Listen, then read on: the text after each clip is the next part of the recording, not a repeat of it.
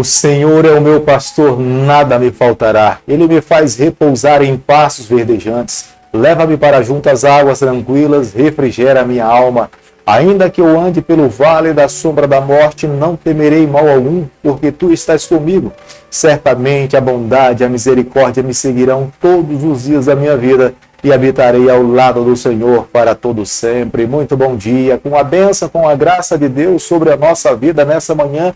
Nós começamos mais um dia, queremos amá-lo, servi-lo. A maior certeza é que Ele é um pastor pessoal, cuida de nós, está ao nosso lado, supre as nossas necessidades.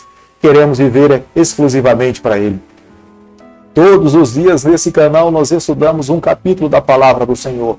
E nessa manhã eu convido você a ter nas mãos a Palavra de Deus no livro de Ezequiel, capítulo 41, o versículo 1.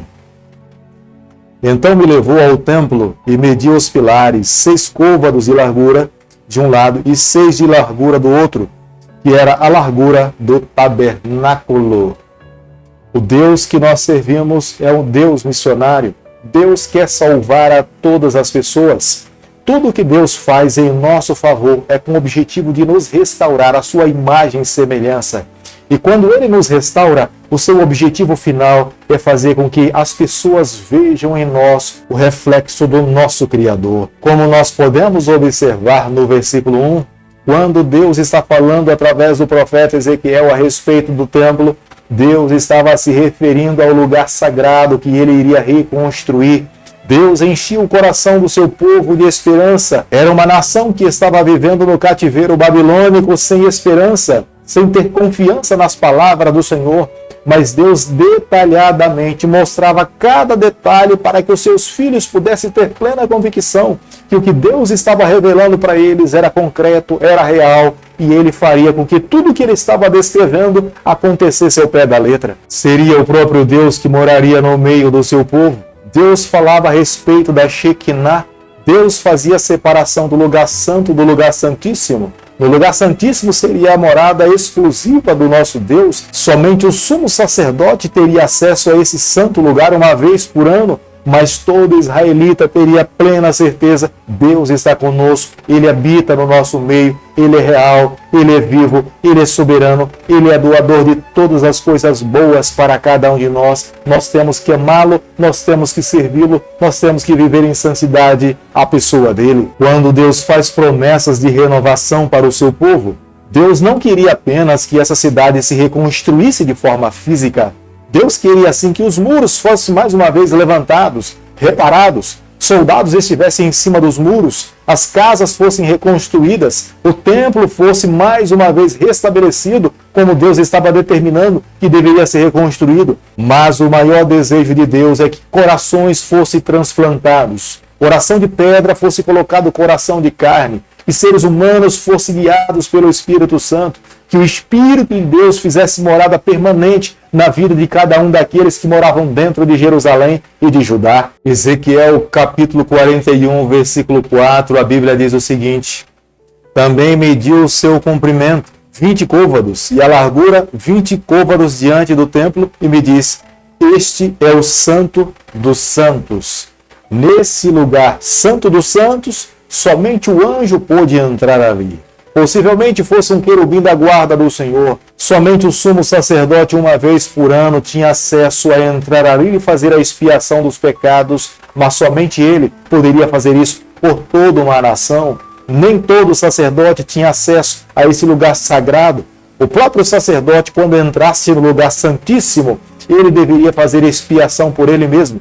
Porque se porventura tivesse algum pecado que ele não tivesse confessado ao Senhor, seria naquele mesmo lugar que ele morreria, e uma corda teria sido amarrada nos seus pés, e as pessoas que estavam no lugar santo deveriam puxá-lo, trazê-lo para fora, para que pudesse sepultá-lo. O tema central nesse capítulo é a santidade de Deus. Deus espera que todos os seus filhos, quando vão lhe encontrar, estejam com seus corações prontos para adorar ao Criador.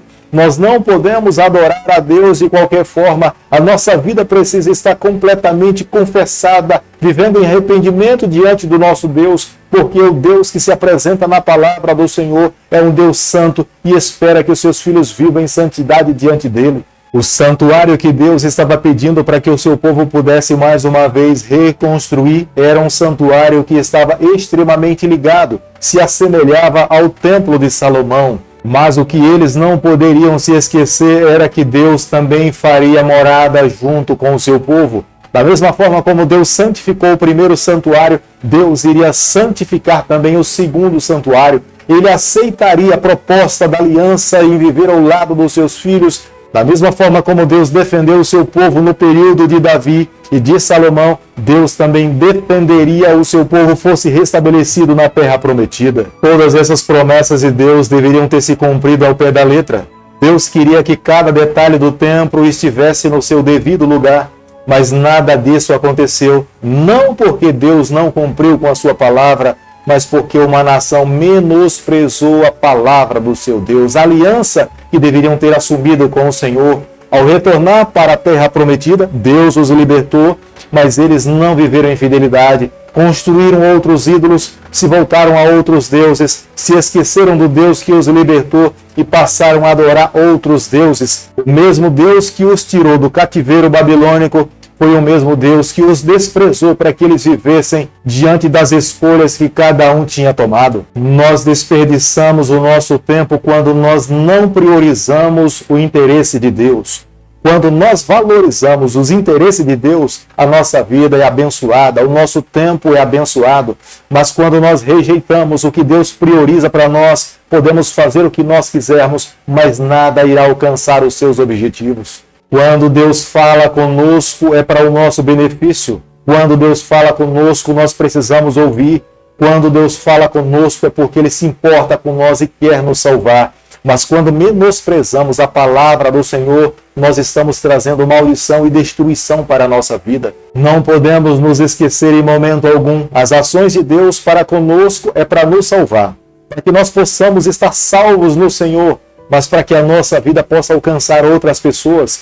Deus nunca salva ninguém para viver no seu egoísmo. Deus sempre salva alguém com o objetivo de salvar outras pessoas e testemunhar o nome do Senhor. Hoje nós precisamos nos colocar nos braços do nosso Pai, vivermos exclusivamente para Ele, porque as suas promessas para nós, muitas delas também são condicionais. Se vivermos em fidelidade, teremos a bênção de Deus. Se nós menosprezarmos a aliança com o Senhor, nós viveremos à custa das nossas próprias escolhas. Hoje é o dia de nos colocarmos nos braços do nosso Pai, vivermos exclusivamente para Ele, porque a palavra do Senhor há um convite para cada um de nós. Vinde a mim todos que estáis cansados, sobrecarregados, e eu vos aliviarei. E nós encontraremos alívio e descanso nos braços do Senhor. Mas é uma escolha que temos que fazer a cada dia. Quando nós fugimos dos braços do Senhor, nós somos deixados para trás a viver a nossa própria escolha.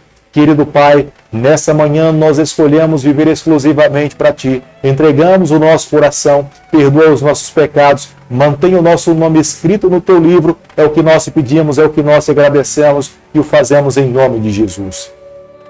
Que o Senhor te abençoe e te guarde. Que Ele faça resplandecer o Teu rosto sobre você. Que Ele tenha misericórdia de você. E sobre você nessa manhã Ele levante Teu rosto e conceda a sua paz em nome de Jesus. Amém.